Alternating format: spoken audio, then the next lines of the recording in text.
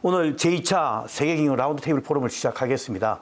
처음에 공지한 대로 우리 좀 힘든 GYBM 출신들 한창 일할 나이고 바쁜 중입니다만은 여러분들이 경비까지 모아서 정성스럽게 만든 과정들입니다. 그래서 앞으로 계속 이게 GYBM이 앞장서서 세계경영 대우의 정신을 이어가겠다라는 차원에서 만든 거기 때문에 여러분들이 서로가 최선을 다해서 좀 연결되도록 부탁드리겠습니다.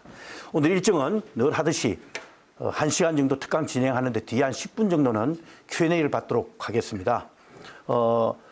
여러분들은 지금 여기에 카메라를 댈 수가 없습니다. 또 현장에 있는 또 우리 동료들 생각하면은 또 자기들도 열심히 일하고 있는 거니까 여러분들이 여기서 질문하려면 나중에 해도 되고요.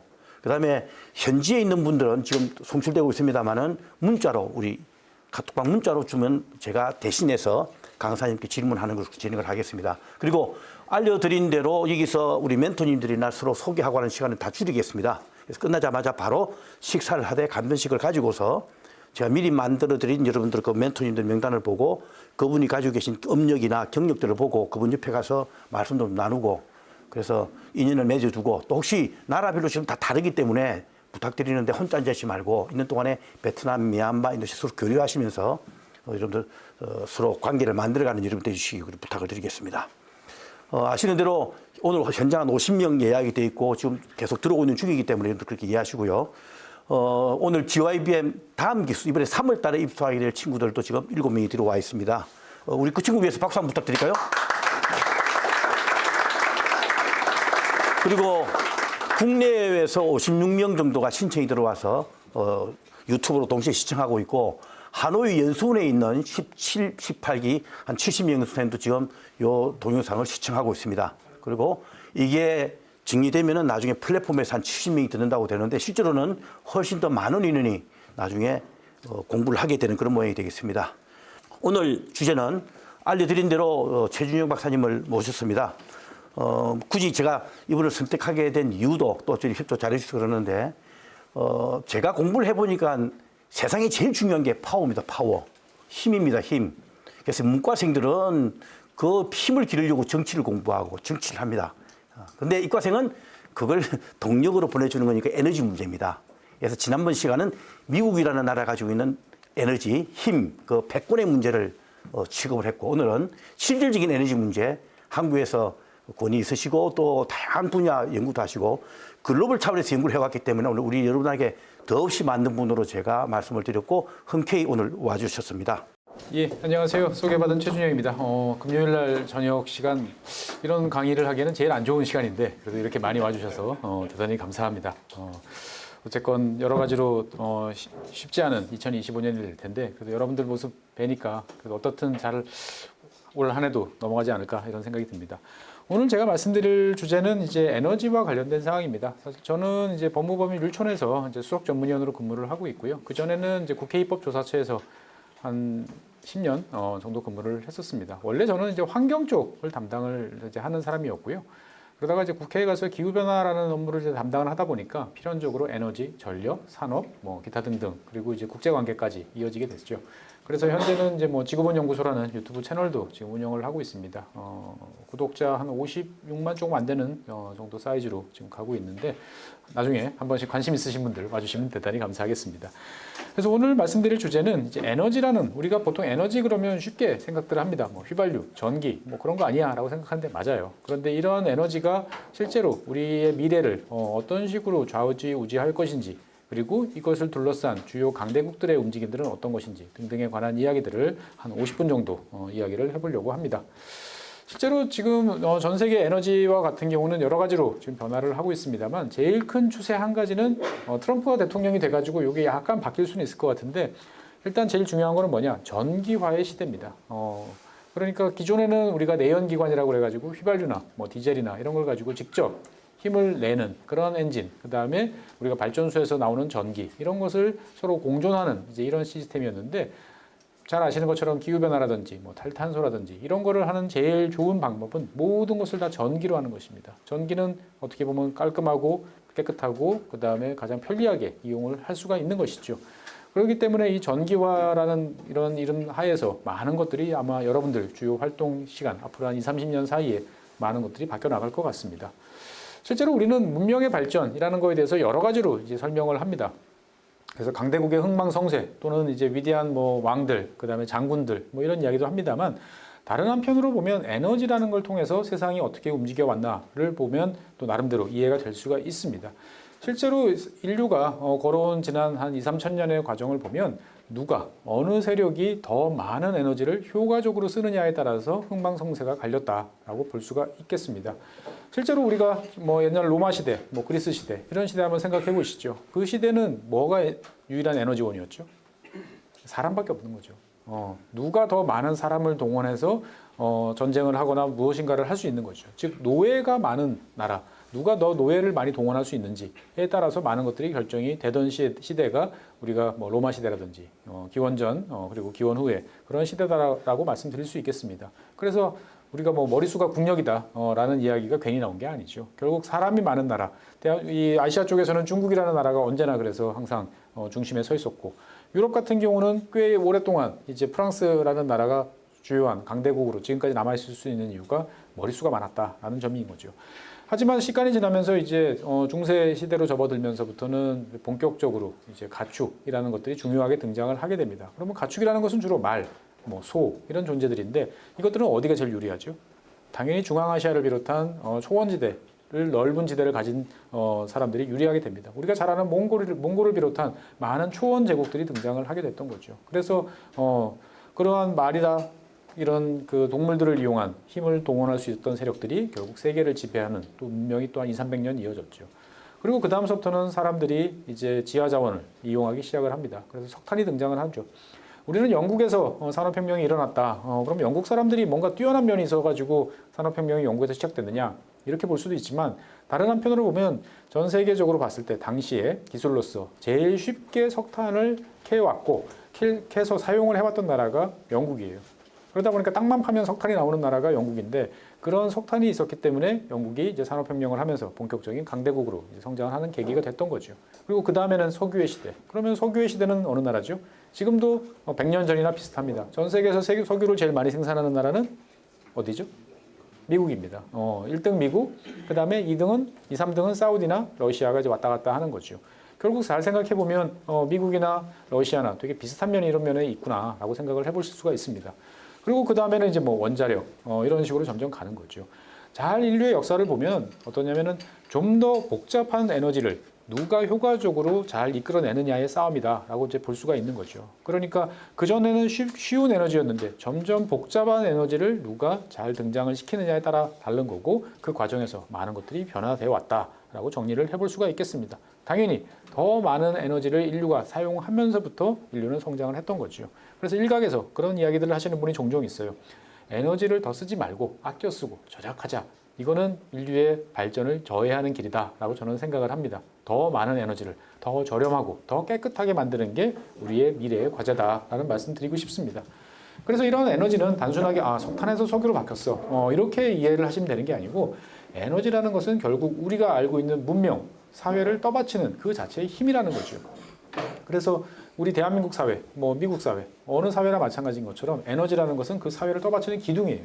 그렇기 때문에 이 기둥이 바뀐다라는 것은 에너지가 바뀌는 거죠. 석탄에서 석유로 바뀔 때 영국에서 미국으로 국제 질서가 변화하는 그런 모습이 있던 거죠. 그러니까 에너지의 전환이라는 것은 단순하게 에너지원을 더 싼 걸 쓸 거야. 이게 아니라 어떤 기존의 구조, 기존의 사회가 근본적으로 변화하는 계기가 된다라는 말씀을 꼭 드리고 싶습니다. 그래서 여러분들 잘 아시는 것처럼 최근에 지난 한 20여 년 동안 에너지 전환, 뭐 탈탄소 이런 이야기가 많이 나오는데 그러한 이야기 자체는 단순하게 더 에너지를 깨끗하게 쓰자 이런 게 아니고 누가 더 그러한 환경에 잘 적응하냐에 따라서 새로운 강대국이 등장하고 기존의 강대국이 뒤로 한 발 물러서는 그러한 변화를 만들어낼 수도 있다라고 말씀드리겠습니다. 근데 문제는 뭐냐? 이런 식으로 변화를 할 때 있어서 기존의 이익을 보는 사람과 그 다음에 새로운 비용을 투자해야 되는 사람들이 엇갈린다라는 거죠. 그러니까 기존의 옛날에 영국 같은 경우는 전 세계에 많은 석탄으로 움직이는 증기선을 만들기 위해서 전 세계 석탄 저장고들을 만들어 놨어요. 그리고 그것을 지배하기 위해서 거기다 병력을 보내가지고 지키는 작업들을 했어요. 그런데 석유로 딱 바뀌고 나니까 기존에 석탄 저장고라고 만들어 놨던 것들은 어떻게 됐죠? 아무 필요가 없어져 버린 거예요. 매몰 비용이 된 겁니다. 그러니까 과거에는 이게 제일 최선의 방법으로 만들어 놨는데 결국 그것이 이제 보면 미래에는 더 부담이 되는 그러한 일들도 종종 발생했다라는 점들을 볼 수가 있는 거죠. 그래서 우리는 어떻게 보면 더 좋은 에너지, 더 깨끗하고 더 힘센 에너지를 원하긴 하지만 누가 그 비용을 댈지에 대해서도 여러 가지로 고민을 해봐야 된다라는 점도 말씀드리고 싶습니다. 어쨌건 중요한 점은 뭐냐? 사회 전체의 변화를 가져오는 게 에너지의 변화다라는 거죠. 여러분들 집에 요즘에 다니시다 보면 이제 전기차 이런 거 많이 보이시잖아요. 이것이 어디까지 갈지는 모르겠으나 지난 100년 동안 일방적으로 석유라는 에너지에 기반해서 움직이던 사회가 뭔가 다른 쪽으로 확실하게 이제 가고 있구나 정도 변화는 이제 일어나고 있다라는 것을 이해를 하시면 되겠습니다. 어쨌든 지난 15년, 뭐 길게 보면 한 20년 동안에 가장 큰 변화가 뭐냐라고 그러면 공상과학에서나 등장하던 에너지원들이 등장을 했고 이제 우리가 그것을 저렴하게 사용을 할 수 있다라는 거죠. 지금 화면에서 보이시는 거는 똑같은 양의 에너지를 만들 때 어느 에너지원이 제일 저렴한가라는 것을 그래프로 그려본 것입니다. 실제로 석유 같은 경우에는 1970년대 1차 오일 쇼크, 그다음에 1979년에 2차 오일 쇼크 이런 식으로 있었고요. 그다음에 2000년대 중반에도 배럴당 뭐 100달러를 훌쩍 넘어서 200달러를 뭐 육박하는 이제 그러한 일들이 있었죠. 항상 이런 이야기가 나오면 예전에는 꼭 그런 이야기가 나옵니다. 미래의 에너지는 뭐 이제 재생에너지야라는 이야기가 나왔지만 저 어릴 때도 그런 얘기를 봤습니다만 석유 가격이 내려가면 언제나 흐지부지 됐어요. 그러니까 옛날 기술로는 도저히 석유나 석탄이나 가스를 당해낼 수 없다라는 거죠. 이 그래프에서도 잘 보시면 아시겠습니다만 제일 왼쪽이 2009년 정도입니다. 이 당시만 해도 같은 양의 에너지를 만들어내는 전기를 만들어내는 데 있어서 태양광이 제일 비쌌어요.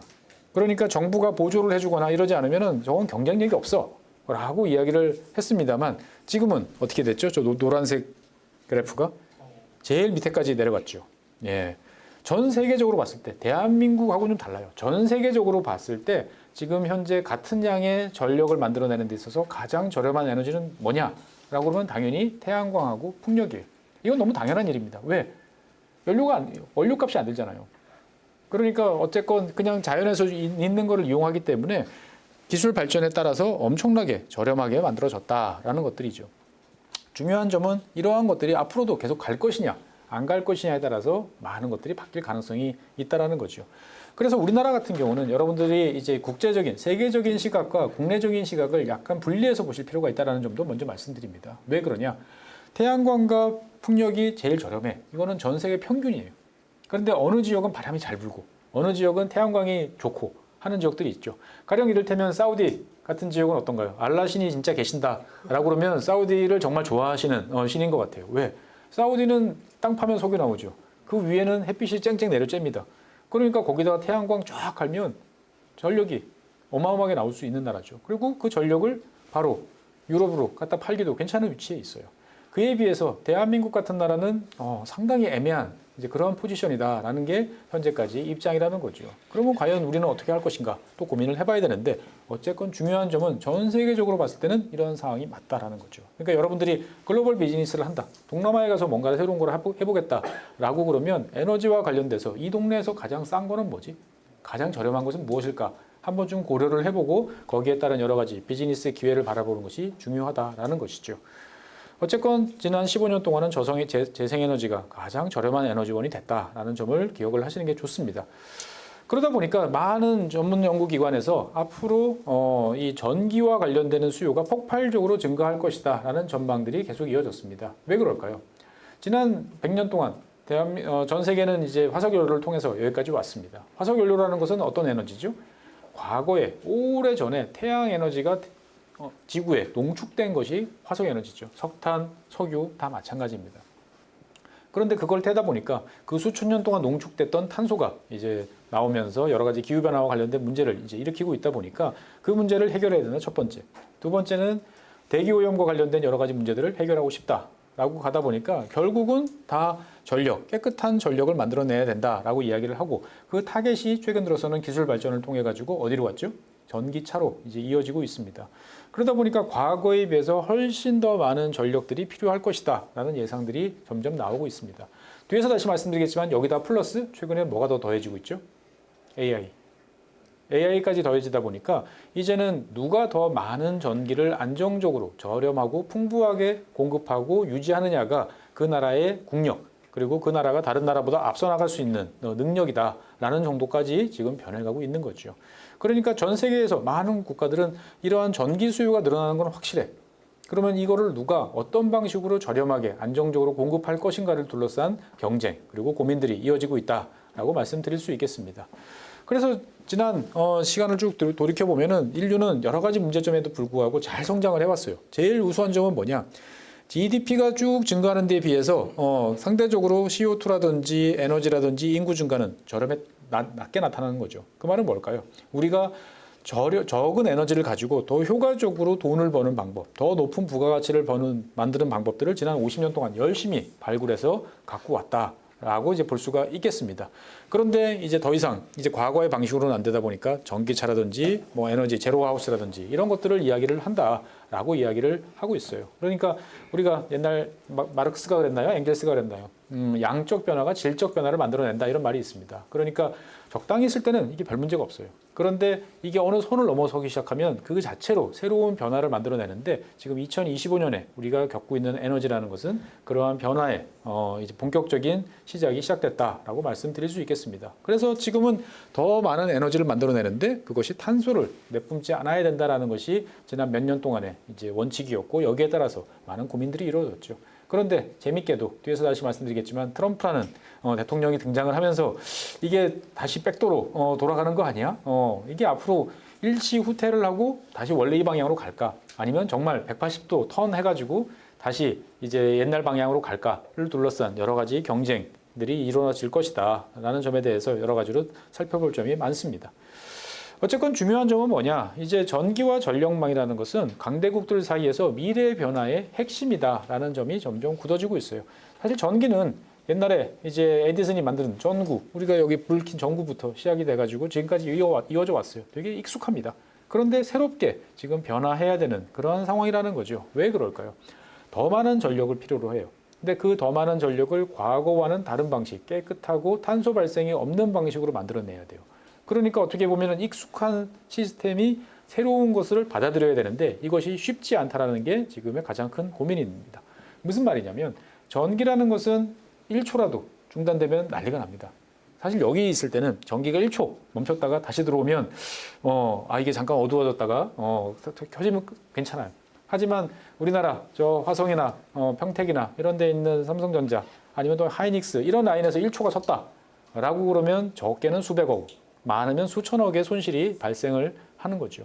그러다 보니까 전력이라는 것은 끊임없이 안정적으로 24시간 365일 흘러야 돼요. 이게 전력망의 가장 큰 기본이죠. 다행스럽게도 대한민국은 전 세계에서 가장 좋은 전력망을 운영을 하고 있습니다. 제일 젊어요. 대한민국 전력망은 중국과 더불어서 가장 젊습니다. 그리고 국가 전체를 잘 백업을 하는 여러 가지 경로로 구성이 돼 있어요. 그래서 주요 국가들 중에서 불시 정전, 예상치 못한 정전 시간이 가장 짧은 나라가 대한민국입니다. 자랑하셔도 되고 자신감을 가지셔도 돼요. 그런데 문제는 뭐냐? 이러한 안정적인 전력이라는 것은 기본적으로 원자력이라든지 화석에너지에 기반을 한 겁니다. 그러니까 자 내일 얼마 발전을 할 거야? 그러면 얼마 전력을 어느 발전소에서 얼마 해? 계획을 딱 세우면 거기 맞춰서 전기를 만들어서 우리가 쓰는 거예요. 그런데 최근 들어서 이제 재생에너지가 많이 늘어나는 거죠. 그러면은 풍력, 그 다음에 태양광 같은 경우는 잘 아시는 것처럼 풍력 같으면은 이제 바람이 안 불면 전기가 생산이 안 되고 이런 깜깜한 밤이면 태양광이 쓰는 거죠. 그러면은 자 오늘 바람이 잘 불까? 안 불까를 예상을 해야 됩니다. 제갈량이 돼야 되는 거예요. 남동풍이 불 것인가 안 불 것인가를 사람들이 예측을 해가지고 자 그러면은 풍력 가지고 이번에 바람은 얼마? 태양광은 얼마? 그러면 석탄 발전소는 얼마라고 미래를 내다보면서 자꾸 판단을 해야 되는 그러한 일들이 벌어지는 거죠. 아무리 예상을 잘해도 갑자기 구름이 끼면 태양광 안 들어가는 거죠. 변동성이 커져요. 그러다 보니까 요즘에 우리나라 전력망들은 매우 힘들어지는 그런 상황을 겪고 있다라는 말씀 드리고 싶고요. 다른 한편으로 보면 전력이라는 것은 저장이 안 돼요. 전기가 저장이 잘 되면 이런 고민할 필요가 없어요. 그런데 인류가 전기를 본격적으로 사용한 지 지금 150년 정도 됐는데 전기를 저장하는 방법은 극히 최근까지 무거운 납 배터리 또는 양수 발전소 이런 거밖에 없었어요. 그래서 최근에 이제 우리가 여러분들이 쓰시는 2차 전지 이런 것들을 통해서 대규모로 저장을 할 수 있어. 자동차도 굴려. 다 좋은데 문제는 어떻죠? 이런 배터리에다가 현재 기술로서 전기를 자꾸 저장하다 보면은 불이 납니다. 네. 기본적으로 배터리라는 것은 전기화학이에요. 전기화학이다 보니까 이 원리를 이용을 하다 보면 뭔가 문제가 생기기가 되게 쉽고 그것을 관리하기 위한 추가적인 여러 가지 비용이라든지 수고가 들어갈 수밖에 없다라는 말입니다. 그래서 어떻게 보면 되게 익숙한 시스템인데 여러 가지가 지금 엇갈리면서 지금 문제가 지금 발생하고 있는 이제 그러한 상황이 전기와 전력망이다라는 말씀 드리겠습니다. 어쨌든 이러한 변화에 있어서 우리가 제일 주목해야 할 것은 이제 미국이죠. 미국이라는 나라는 어떤 나라죠? 세계에서 가장 힘이 센 나라입니다. 힘이 센 나라다라는 것은 무엇일까요? 여러 가지 의미가 있습니다. 돈이 제일 많은 나라, 군사력이 제일 많은 나라, 핵무기가 제일 많은 나라, 여러 가지 이야기를 될 수 있습니다만 힘센 나라, 강대국들이라고 그러면 질서를 만드는 내가 생각하는 규칙을 상대방한테 강요를 할 수 있는 나라가 강대국이에요. 그렇잖아요. 그래서 우리 같은 경우에 보면은 전 세계 강대국이 몇 개나 있을까 생각해 보면 일단은 미국이 있고요. 그 다음에 EU가 있어요. EU가 무슨 강대국이냐라고 생각하실지 모르겠지만 EU가 무슨 규정을 바꿨어 라고 그러면 대한민국의 많은 기업들은 돈 들여가지고 그 바뀐 규정을 공부를 합니다. 이게 우리한테 어떤 일이 벌어질지 분석을 하고 거기에 대응하기 위해서 돈을 부어넣어서 공장 시스템을 바꾸던 뭔가 인증을 받던 뭔가를 하는 거죠. EU가 우리한테 총칼 들고 뭐라고 하지 않잖아요. 근데 우리는 다 알아서 그 규칙에 적응하려고 노력을 합니다. 즉 내가 생각하는 규칙을 상대방이 따르도록 만들 수 있는 힘이 있는 나라가 강대국. 그러면 미국, EU 그리고 중국은 아직까지 그 레벨까지는 못 갔지만 어쨌든 성장을 하고 있다라고 말씀드릴 수 있겠습니다. 그렇게 보면 세 개인데 그중에서 미국이 진짜 찐 강대국인 이유는 뭘까요? 그러한 규칙을 만들었다가 부쉈다 하는 데 대해서 꺼리낌이 없어요. 미국은 1970년 2차 세계대전이 끝난 다음에 브레튼 우즈라는 체제를 만들었죠. 그래서 자 마음대로 이제 환율 바꾸지 마. 달러를 기준으로 바꾸고 달러 갖고 오면 금으로 바꿔줄게 했잖아요. 달러라는 종이는 금이랑 바꿀 수 있는 증표였어요. 근데 1970년대에 갑자기 닉슨 대통령이 딱 등장해서 이제 안 바꿔줘. 끝. 여러분들이 친구들한테 돈 빌렸다가 증서를 들이댔는데 야 이제 나 안 줄 거야. 이게 말이 됩니까? 말이 안 되죠. 엄청난 약속 위반이에요. 근데 미국이란 나라는 이제 상황이 바뀌었으니까 나는 약속 바꿀 거야 라고 상대방한테 이야기를 하고 상대방은 어쩔 수 없이 거기에 따를 수밖에 없는 그러한 것들을 당연하게 생각하는 유일한 나라가 미국이다라고 저는 생각을 합니다. 그래서 지금 같은 경우도 그렇잖아요. 미국이 캐나다, 멕시코와 옛날에 나프타, 그 다음에 USMCA 맺었잖아요. 그런데 지금 뭐 일방적으로 관세 때리잖아요. 우리나라 같은 경우는 FTA예요. 관세 0%예요. 그런데 지금 상호 관세 다시 매기겠다. 그거 엄청난 약속 위반이에요. 그런데 다들 이거 어떻게 해야 되지? 고민만 하는 이유는 뭐냐? 미국이 진짜로 강한 강대국이기 때문이다라고 이제 볼 수가 있는데 미국의 고민은 뭐냐? 지금 AI하고 전기에 가 있다라는 점들을 다시 말씀드리고 싶습니다. 어쨌건 미국이라는 나라는 재밌는 나라예요. 뭐가 재밌냐면은 미국은 그 큰 나라가 한 40년 만에 탁탁 바뀝니다. 1930년대 미국이 대공황의 공포에 사로잡혀 있을 때 누가 등장했죠? 어느 대통령이 등장했죠? 루즈벨트 대통령이 등장했잖아요. 네, 루즈벨트 대통령 그러면 대한민국 사람들은 뉴딜 이렇게 떠올립니다. 맞죠? 그러면 뉴딜은 뭘까요? 대한민국 사람들은 뉴딜 그러면은 보통 토목사업, 삽질, 공공근로 이렇게 생각을 해요. 맞아요. 맞긴 한데 사실은 뉴딜이라는 것은 영어로 보면 뭘까요? 새로운 거래잖아요. 뉴딜이에요. 그럼 무슨 거래를 한 거예요? 루즈벨트는 도대체 무슨 거래를 했길래 뉴딜이라고 할까요? 1930년대, 20년대까지만 해도 미국에서 제일 핍박받고 정치권에서 소외되던 사람들은 누굴까요? 노조, 노동자의 권리를 주장하던 사람들, 그 다음에 농민들, 그리고 도시 빈민들 이런 사람들이었어요. 누구의 보호도 받지 못하고 내 권리를 찾지 못하던 사람들이 미국 사회에 엄청 많았어요. 루즈벨트 대통령은 그 사람들한테 손을 내밉니다. 나를 지지해달라. 그러면 내가 국가를 동원해서 당신들의 원하는 것을 해주고 당신들의 삶을 낫게 해주길 테니까 우리 새롭게 거래를 합시다. 뉴딜이에요. 그런데 그게 맨입으로 됩니까? 돈이 많이 들겠죠. 그러면 그 돈은 어디서 얻어요? 기업들, 돈 많은 자산가들한테 세금을 걷어요. 돈을 쓰려면 조직이 필요해요. 그래서 그 전까지는 조그맣던 미국 정부가 커집니다. 큰 정부가 되기 시작을 해요. 그래서 미국 국가가 주도해서 계획을 세우고 전쟁을 치르고 아주 효율적으로 작동하는 게 뉴딜 체계였어요. 단순히 공공근로가 아니고 어떻게 보면은 우리가 생각하는 공산주의 국가보다도 더 국가가 주도해서 계획을 잘 세우고 집행하고 나라의 여러 가지 자원을 동원해서 집중할 수 있는 그러한 체제를 만든 게 뉴딜 체제예요. 그래서 40년 동안 유지가 됩니다. 하지만 1970년대가 되니까 아까 말씀드린 것처럼 이제 달러도 못 바꿔주겠고 그다음 베트남전에서는 지고 그다음에 석유는 계속 올라가고 여러 가지 문제가 발생하다 보니까 미국은 1970년대 10년 동안의 힘든 시기를 보냅니다. 경제적으로 보면 뭐 스태그플레이션 뭐 이렇게 이야기를 합니다만 미국 국내 정치적으로 보면은 워터게이트 사건, 대통령이 도청을 하다가 쫓겨나는 이제 이런 일들이 벌어지면서 극심한 혼란을 겪습니다. 그 상황에 등장한 사람이 누구냐? 레이건 대통령이에요. 레이건 대통령은 우리는 영화 배우 출신 80년대 대통령 이렇게 기억을 합니다만 미국 사회를 다시 한번 결정적으로 바꿔놓습니다. 레이건 대통령은 이거 뉴딜 체제를 그냥 놔둬서는 아무 일도 안 된다라는 확신을 갖고 있었던 거죠. 그래서 뭐 어떻게 해야 되죠?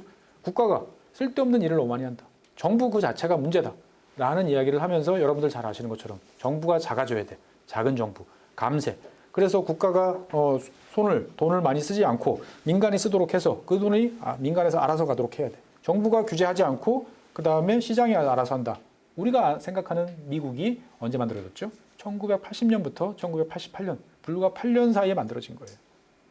그러면서 우리가 아는 미국이라는 나라가 등장을 했다라는 거죠. 하지만 그것도 지금 40년이 지나다 보니까 여러 가지 지금 변화가 지금 다시 발생하고 있다라고 보시면 되겠습니다. 지금 이 오른쪽 밑에 이제 선거 결과를 이제 이번에 트럼프 대통령 그다음에 2020년 요건 2020년이지만 2024년 선거는 여기서 파란 점이 줄어들고 빨간 점이 더 는 것밖에 없어요. 보시면 어떤가요? 대한민국 사람들은 미국에 대해서 되게 잘 알고 있다라는 착각을 많이 하세요. 제가 왜 착각이라고 그러냐? 한국 사람들은 미국에 가면 어디 가죠? 주로 서해안, LA, 샌프란시스코, 시애틀, 샌디에고 이런 대도시 갑니다. 동쪽으로 가면 보스턴, 뉴욕 이런 동부 지역의 대도시로 가요. 아니면 DC. 이 도시들은 여기서 다 파란 점의 동네예요. 다 민주당 동네예요. 그런데 나머지 넓은 지역은 빨간 점으로 찍혀 있어요. 우리는 미국의 절반만 보면서 미국은 이렇게 움직여. 미국 사람들 생각은 이래. 라고 얘기하지만 이번 선거에서 뒤통수를 크게 맞은 거죠. 어쨌든 트럼프 대통령이 새로 당선된 거는 뭐냐? 가운데 쓴 것처럼 이런 극심하게 대립되는 미국 사람들이 한쪽으로 이제 확 쏠려가기 시작을 했다. 라는 점에 대해서 미국은 앞으로 많은 변화를 겪을 것 같다. 라는 점은 분명한 거죠. 그러면 미국이 어떻게 변하느냐? 미국은 바이든 대통령 시절부터 이미 변하기 시작했어요. 어떻게 변했냐면은 우리는 미국에 대해서 보통 산업 정책이 없다라고 이야기를 합니다. 즉 민간이 알아서 잘 할 거야. 그래서 그 중에서 반칙하지 말도록 정부가 심판만 보다가 이기는 놈이 있으면 너무 커지나? 너무 커지면 독점이라고 해서 자르고 쪼개고 하는 게 미국이라고 생각을 합니다만 원래 미국은 그렇지 않았어요. 원래 미국은 유럽에 비해서 유럽 선진국에 비해서 뒤떨어진 나라였어요. 그래서 19세기, 20세기 초반까지 어떻게 했죠? 유럽에 대해서 농산물을 수출하고 공산품을 수입하는 이제 그러한 국가였어요. 그러니까 지금의 아르헨티나, 브라질 이런 국가에 따르는 거죠. 근데 미국 정치인들은 언제까지 우리가 이렇게 살 거냐라고 생각을 하면서 기회만 있으면 적극적으로 국가가 나서서 계획을 세우고 산업화하는 정책들을 세웠습니다. 그래서 대륙횡단 열차를 깐다. 민간 자본도 동원했지만 거기에 대해서 적극적으로 국가가 여러 가지 지원들을 해줬고요. 신기술이 등장할 때마다 미국은 거기에 대해서 국가가 적극적으로 나섰습니다. 전파가 등장하고 비행기가 등장하면 거기에 걸맞는 이 사람들이 돈을 벌 수 있도록 해주면서 전체 파이를 키우는 작업들을 잘 해왔던 거죠. 그래서 그것이 1960년대 단 10년 만에 미국 사람을 달나라에 보내겠다라고 하는 케네디 대통령의 공약이 실현될 때까지가 유지됐던 거죠. 하지만 아까 말씀드렸다시피 여러 가지 부작용들이 많다 보니까 정부가 손을 뗐는데 이제 중요한 문제들 반도체, 2차 전지, AI, 양자 컴퓨터, 차세대 네트워크, 반도체 의약품 이런 거를 하려고 하다 보니까 이거 그냥 가만히 내버려두니까 국가가 나서가지고 적극적으로 기업을 지원하는 중국과의 게임이 안 된다라고 생각들을 하게 된 거죠. 그러니까 중국에 대해서 그동안 너 반칙하지 마라고 이야기했는데 중국이 아랑곳하지 않고 계속 앞으로 나가는 거죠. 그러니까 미국 입장에서 봤을 때는 어떻게 자, 쟤한테 하지 말라고 해도 말을 안 들으니까 그러면 우리도 너희들처럼 해보지. 누가 세는가 한번 붙어보자 라고 생각을 하게 되는 거죠. 그래서 잘 아시는 것처럼 반도체 2차 전지와 관련돼서 많은 보조금을 주면서 갔다가 이번엔 트럼프는 바보야? 왜 보조금을 줘? 관세를 물리지 라고 하는 것 뿐이지 입장은 똑같은 거예요. 뭐가 똑같냐? 결국 이제 그동안에 미국을 떠났던 집 나갔던 제조업들을 미국으로 다시 들여와서 미국 사람들한테 일자리도 주고 중국과의 경쟁에서 승리를 하겠다라는 거죠. 근데 바이든 대통령은 집 나간 일자리들을 불러오는데 돈 줄 테니까 들어오세요라고 이야기를 했고 트럼프 대통령은 야 한국산 반도체에 대해서 25% 관세를 부여하면 알아서 미국에서 만들겠지. 그걸 왜 돈을 줘? 라고 하는 차이가 있을 따름이다 라는 정도로 기억을 하시면 되겠습니다. 어쨌건 지금은 이제 트럼프 대통령이 취임을 했는데 이제 아직 한 달 안 됐습니다. 근데 느낌으로는 한 6개월쯤 된 것 같죠. 보면은 매일 뉴스의 한 절반 정도는 트럼프입니다. 거기에 일론 머스크까지 합하면은 한 75%가 미국 뉴스가 되는 것 같은데 여러분들이 보시기에 트럼프 대통령은 어떤 사람인 것 같으세요? 되게 이상한 사람으로 많이 이제 간주가 됩니다. 이해할 수 없다. 뭐 이런 이제 얘기를 많이 하는데 사실은 저도 트럼프 대통령 1기 임기 때는 그런 생각을 되게 많이 했어요. 그러다가 2023년에 트럼프 대통령이 23년이면 아직 선거하기 1년도 더 전이에요. 근데 이 양반이 그 당시에 뭘 만들었냐면 아젠다 47이라는 홈페이지를 하나 만듭니다. 내가 미국 대통령 47대 대통령이 되면 나 이거 뭐 할 거야 라는 계획을 세우고 그걸 자기 입으로 다 발표를 합니다. 필요하면 자료도 붙여주고 어쨌든 지금도 다 확인할 수 있어요. 그때 여러 가지 공약이 있는데 제가 제일 눈에 띄었던 게 이거였어요. 1번 공약입니다. 트럼프 대통령은 그때 뭘 이야기했냐면 내가 대통령이 되면 미국을 가장 저렴한 에너지, 가장 저렴한 전력 요금을 갖는 나라로 만들어서 미국을 다시 위대한 나라로 만들겠다. 뭔가 좀 스케일이 좀 그렇지 않습니까? 세계에서 위대한 나라로 만들겠다는데 겨우 전기요금 이야기하고 휘발유 요금 이야기하면 좀 우습잖아요. 그런데 내용을 잘 보면 그렇잖아요. 트럼프는 과거, 현재, 그리고 미래 이렇게 두 개로 나눠서 설명을 합니다. 자, 20년 전으로 시기를 돌려보자. 2005년 정도 되면 유럽이 미국보다 경제 규모가 더 컸습니다. EU를 다 합하면 미국보다 한 5% 경제 규모가 컸어요. 시간이 20년이 지나고 나니까 지금은 미국 단독으로 EU를 다 합한 것보다 15% 이상 경제 규모가 커요. 그리고 시간이 지날수록 그 차이가 더 벌어지는 거죠. 왜 이런 결과가 나왔느냐? 여러 가지 설명이 있지만 트럼프는 단순하게 설명을 합니다. 자, 유럽은 에너지 전환인가 뭔가 한답시고 전기요금 계속 올라. 에너지요금 계속 올라. 여기서 무슨 산업이 발전하고 새로운 뭔가를 해볼 수 있겠어. 그에 비해서 미국은 셰일가스, 셰일오일, 셰일혁명을 통해 가지고 최소한 에너지 요금이 올리지 않도록 관리하는 데 성공을 했어. 그리고 풍부한 에너지를 공급을 하면서 새로운 산업, 새로운 뭔가가 등장할 수 있잖아. 그러면 결국 에너지와 전력 차이가 이런 차이를 만들어낸 거 아니야? 어떠세요? 들어보니까 그럴 것 같아. 라는 생각이 드는 거죠. 여기에 그치지 않고 트럼프는 미래로 넘어갑니다. 자, 미래는 뭐지? 다 AI라며. 인공지능. 그러면 AI에서 필요한 건 뭡니까? 세 가지예요. AI 칩, 그 다음에 소프트웨어, 그리고 전기. 세 가지예요. 근데 예나 지금이나 소프트웨어는 미국이 세계 최강입니다. 맞죠? 예. AI 칩 같은 경우는 엔비디아가 설계하면 TSMC가 탁탁 만들어서 갖다 줍니다. 걱정할 거 없어요. 예. 남는 거는 전기라는 거죠. 그러니까 더 풍부한 전력, 막대한 전력을 필요로 하는 AI에서 미국이 승리하기 위해서는 어떻게 해야 되죠? 풍부하고 안정적인 전력을 공급하고 그것도 싸게 공급해야 돼요. 그러니까 트럼프는 그렇게 생각하는 거죠. 야, 미국은 땅 파면 석유도, 석탄도, 가스도 다 있어. 우라늄도 있어. 그런데 왜 이거는 안 되고 이거는 되고 이게 말이 되느냐 이거죠.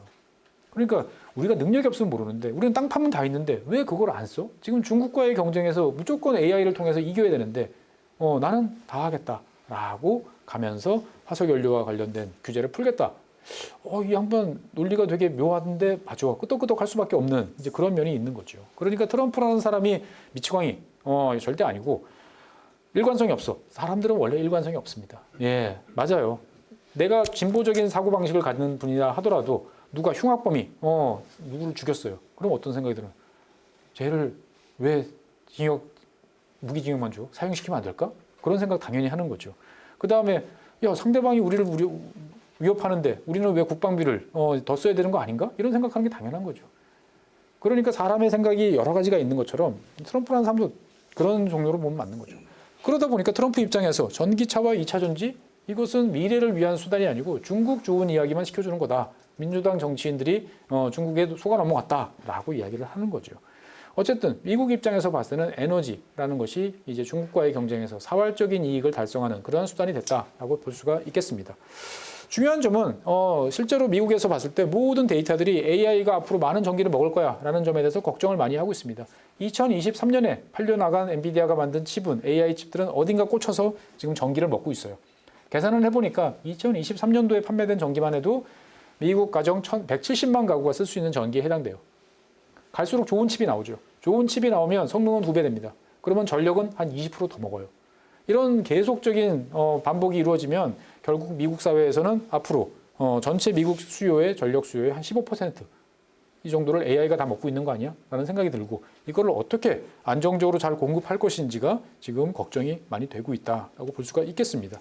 그래서 지금 계속적으로 보면은 AI 칩 성능도 좋지만 전기를 어떻게 하면 덜 먹도록 하는 것이 고민인데 다른 한편으로 보면은 전체적으로 칩을 처음에 100개만 쓰다가 나중에 10,000개를 쓰면 아무리 에너지 효율을 높이려고 해도 전체적으로 전력 소모가 늘어나는 것을 막을 수가 없다라는 점에 대해서 여러 가지가 고민이 있는 거죠. 물론 최근에 이제 뭐 딥시크나 이런 걸 통해 가지고 전기를 덜 먹는, 어떻게 보면은 그렇게 무지막지한 에너지를 소모하지 않는 AI가 가능하지 않을까라는 기대도 나오지만, 그거는 잘 되면 그런 거고, 현재로서 제일 확실한 방법은 더 많은 에너지를 투입해서 더 많은 발전을 이루는 것이 유일한 AI의 발전이다라는 쪽으로 점점 기울어지는 것 같습니다. 그래서 어떻게 보면은 미국 같은 경우는 지금 여기에 대해서 많은 것을 공부를 하고 노력을 하고 있는 거죠.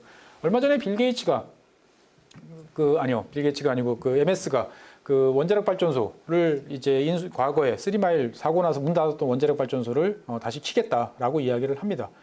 원자력에 꽂힌 게 아니고요. 뭐가 필요하냐면은 이러한 AI 클라우드를 돌려야 되는데 거기에 전기를 공급할 송전망이 부족한 게 지금 미국의 가장 큰 고민이에요. 그러니까 이 문 닫은 발전소는 문 닫았지만 거기 옛날에 1960년대, 70년대 깔아놓은 송전망은 그대로 있는 거예요. 쓰지 않고. 그러면 내가 그 송전망만 다시 쓸 수 있어도 나는 덕을 본다라는 것들이 지금 미국의 생각인 거죠. 그래서 미국의 주식에 투자하고 계신, 어느 주식에 투자해야 돼요라고 하면 고민할 거 없습니다. 일단은 전력망과 관련된 사업에 투자하시면 덕을 많이 보는 거죠. 우리나라 같은 경우도 현대중공업 계열사인 현대일렉트릭 같은 경우가 보면은 말 그대로 돈을 지금 끌어담고 있어요. 변압기 팔아가지고. 예. 이런 상황인 것처럼 이게 미국의 변화를 지금 이끌어내고 있다라는 거죠. 여기에 대해서 일론 머스크도 얼마 전에 이제 말을 못했습니다. 작년이었죠. 작년 초반입니다. 일론 머스크는 뭐라고 그랬죠? 작년 초반에 지금 미국이 부족한 것은 AI 칩이다. 내일 부족한 것은 변압기일 것이다. 모레 부족한 것은, 그 다음서부터 부족할 것은 전기일 것이다 라고 지금 생각들을 하는 거죠. 여기에 더해서 미국 같은 경우는 지금 암호화폐, 비트코인을 비롯한 여러 가지 암호화폐에 대해서 관심이 높아져요. 암호화폐 채굴 점점 힘들어지고 있습니다. 막대한 전력이 필요해요. 그러면 AI도 필요해. 그 다음에 암호화폐도 채굴해야 돼. 그러면 도대체 이 전력을 어떻게 공급할 것인지. 그 다음에 미국이 점점 끌어들이고 있는, 대한민국 기업들이 가서 투자하고 있는 여러 가지 자동차 회사를 비롯한 많은 기업들이 미국에 투자하고 있어요. 그러니까 우리나라 기업들이 많이 가고 있는 조지아주 같은 경우에 보면 향후 10년 사이에 전력 수요가 17배 늘어날지도 모르겠다라고 이야기를 합니다. 이거 과연 공급할 수 있을까? 걱정이 많은 거죠. 그러니까 여기에 대해서 어떻게 할 것인지를 미국은 지금 진심으로 고민을 하고 있다라고 말씀드리겠습니다. 실제로 미국이 이렇게 AI, 전기 이런 거에 대해서 다들 이야기하는 이유는 뭐냐면은 과거의 경험이 있기 때문에 그래요. 무슨 경험이냐? 미국은 1960년대부터 일본과 지긋지긋한 무역 전쟁을 치러왔어요. 규정을 바꾸면 일본은 좀 적응하고, 그 다음에 편법을 쓰고 해서 어떻게든 일본을 두드려 잡으려고 했는데 두드려 잡지 못했어요. 그런데 갑자기 일본과 미국의 격차가 확 벌어집니다. 이게 어떻게 가능했죠? 1990년대 중반에 미국은 이제 더 이상 아날로그를 경쟁을 안 합니다. 스스로를 바꾼 거죠. 인터넷과 디지털 경제로 스스로를 전환시켜 버렸어요. 게임의 규칙을 바꿈으로써 일본이 따라가지 못하는 판을 만들어 놓고 혼자 쭉 성장을 한 거죠. 그래서 일본은 그 이후에 30년 동안 어려운 시기를 겪은 거죠. 즉 미국은 경험적으로 봤을 때 상대방하고 똑같은 룰로 경쟁을 해서 이길 수 있으면 합니다. 근데 상대방하고 똑같은 룰로 해서 경쟁을 이길 수 없을 것 같으면 아예 규칙을 바꿔버리는 거죠. 그리고 상대방이 또 따라오지 못하도록 하는데, 어쨌든 이번에는 그것이 AI일 것이다 라고 지금 생각을 하는 거죠. 즉 중국과의 전략적 경쟁에서 중국이 하는 방식, 미국이 전통적으로 하던 방식 가지고는 경쟁이 안 되고 점점 불리해진다는 생각을 하는 거죠. 저 저렴한 인건비, 수많은 인구, 이것들에 대해서 미국이 1대1로 붙어서는 생산이 별로 없다라고 생각을 하는 거고, 그러면 뭐냐? 결국 AI로 대표되는 생산 양식, AI와 로봇을 결합시켜가지고 새로운 생산 양식으로 미국이 앞서 나가겠다라고 생각들을 하는 거죠. 그러면 당연히 그 AI와 로봇은 다 전기를 먹는 귀신들이니까 여기에 대해서 에너지를 어떻게 더 잘 공급할 것이냐가 가장 큰 이야기인 거죠. 미국의 가장 큰 고민은 전기를 어떻게 만들어낼 것인가도 있지만 그 전기를 어떻게 원하는 데까지 보낼 것인가라는 문제가 가장 큽니다. 그러니까 이것을 어려운 말로 하면 접속대기라고 그래요. 우리나라 같은 경우도 지금 나 여기다 공장 지을래요 라고 그러면 한전에다가 신청을 합니다. 신청을 하면 한전이 공급을 해줘야 되는데, 문제는 최근에 대한민국 같은 경우도 수도권에 잘 아시는 것처럼 반도체 이천이나 용인에 어마어마하게 투자를 하고 있는데 가장 큰 고민은 전기가 없어요. 전기가 정확히 말하면 전기를 저 남쪽 지방에 많습니다. 이거를 우리가 필요한데 쓸 송전망이 지금 부족한 거죠. 고속도로가 꽉 차 있는 거예요. 그럼 새로운 고속도로를 만들어야 되는데 전 세계 어느 나라 사람, 중국 사람들 빼고 나면 내 눈앞에 이렇게 송전솔로가 지나가는 것을 좋아하는 사람은 아무도 없는 거죠. 그러다 보니까 쉽지 않습니다. 그래서 미국 같은 경우도 유럽보다는 좀 낫지만 뭔가 새로 하려고 그러면 5년 이상 지금 기다렸다가 해야 되는데 5년 사이 5년을 어떻게 기다리느냐 여기에 대한 많은 고민들이 지금 있다라고 말씀드릴 수 있겠습니다. 그러다 보니까 최근 들어서는 이제 배터리를 써가지고라도 어떻게 좀 해보자라고 이야기를 하는 거죠. 그러니까 내가 송전망을 뭐 만드는데 여기에서 환경 영향 평가받고 뭐 하는데 10년씩 걸리니까 그냥 야 배터리 싸. 배터리에다가 전기 저장해서 써보자라는 이야기가 나오는데 재밌는 점은 미국이라는 나라의 특징이에요. 캘리포니아주 같은 경우는 민주당 쪽이죠. 친환경 규제가 되게 셉니다. 그러니까 여기는 뭐냐? 재생에너지라든지 뭔가 새로 하면 무조건 전기를 저장할 수단을 같이 만들어 의무화 시켜버렸어요. 그러니까 캘리포니아주에 갑자기 배터리로 전기를 저장하는 수요가 늘어납니다. 반대로 텍사스 같은 경우는 공화당이죠. 여기는 뭐 규제 다 필요 없어. 알아서 해. 반칙만 하지 말고 돈 벌어. 라고 하는 동네인데 여기는 그래서 전력요금도 춤을 춥니다. 수요가 폭증을 하면 전력요금이 확 올라가고 수요가 떨어지면 막 내려가는 거예요. 그러면 사람들 생각은 어떻죠? 똑같습니다. 야 이거 내가 쌀 때 저장해놨다가 비쌀 때 팔면 돈 벌잖아. 그러다 보니까 텍사스하고 캘리포니아는 정치적 성향은 반대인데 오히려 똑같은 식으로 지금 가고 있다라고 말씀을 드릴 수 있겠습니다. 어쨌든 이러한 상황 속에서 미국은 여러 가지 지금 변화를 꾀하고 있는 거죠. 대표적으로 지금 관세 계속 이야기 나오는데 많은 분들은 트럼프 어떻게든 우리가 4년만 참어. 4년 참고 나면 다시 바뀔 거야 라고 생각하지만 제가 꼭 말씀드리고 싶은 것은 안 바뀐다. 왜? 오히려 어떻게 보면은 트럼프 말보다는 이 책을 읽어보시는 게 더 좋습니다. 우리나라도 번역이 됐어요. 자유무역이라는 환상? 뭐 이런 제목으로 번역이 됐을 거예요. 로버트 라이트하이저라고 그래서 미국 트럼프 1기 그 행정부 시절에 이제 무역 대표를 했던 양반인데 그 사람이 쓴 책이에요. 이 책을 보면 미국이 정말 바뀌는구나라는 걸 저를 실감했어요. 뭐냐? 딱 대놓고 이야기를 합니다. 관세 철폐를 하면 미국 사람들, 미국 기업들, 미국 국민들이 다 득을 볼 것이다 라고 그래서 지난 길게 보면 1945년부터 짧게 보면 1995년부터 여러 가지 실험들을 계속 해왔는데 미국에 좋은 건 뭐 있냐? 없다. 실패했다. 미국에는 일자리는 빠져나가고 미국의 중산층은 붕괴되고 좋지 않다.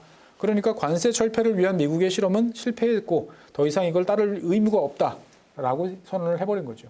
트럼프 행정부의 가장 큰 특징은 뭐냐면 더 이상 다자간 체제에 얽매이지 않겠다라는 거예요. WTO라는 건 뭐죠? 전 세계에서 무역을 활발히 하려면 전 세계가 동의하는 규칙을 만들자. 이게 WTO예요.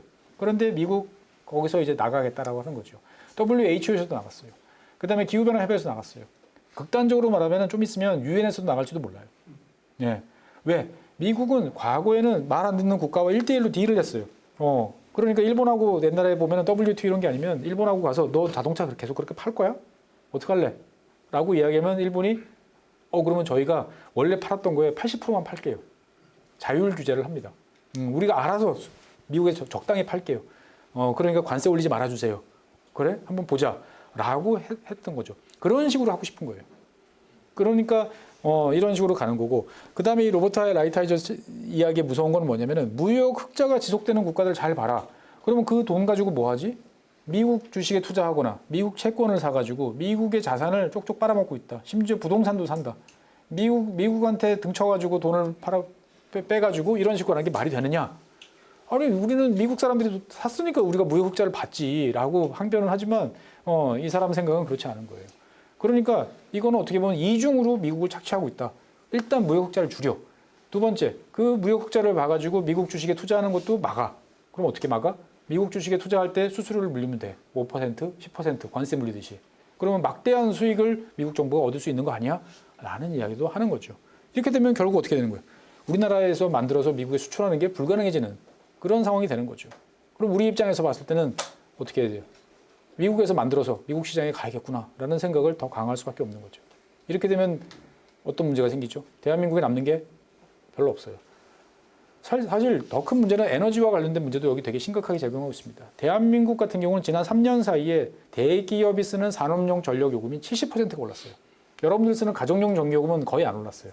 가정용을 못 올리니까 산업용 전력, 그것도 대기업이 쓰는 전력만 계속 올린 거예요. 70%가 올랐어요. 여기서 한 번 더 오르면 글쎄요. 대한민국에서 이제 비즈니스 물건 만드는 거 쉽지 않은 이제 그런 상황이 올지도 모른다라는 게 우리의 고민인 거죠. 미국이 이런 고민을 하는 사이에 유럽도 지금 고민에 빠져 있어요. 유럽 같은 경우도 지금 더 많은 전기 이런 걸 필요하겠다라고 이야기를 하는데 문제는 뭐냐? 이게 지금 두 마리 토끼를 다 잡아야 되는 거죠. 자, 유럽은 독일을 필두로 해가지고 에너지 전환, 탈탄소 이런 얘기를 계속했어요. 근데 해왔는데 경제 규모가 미국보다 계속 줄어들어. 미국은 AI라는 걸 통해 가지고 미래로 막 뛰어나가. 그러면 AI를 해야 되는데 이 많은 전력을 뭘로 공급해? 라고 생각을 해보니까 이도 저도 아닌 지금 상황이 계속되고 있다라는 것이죠.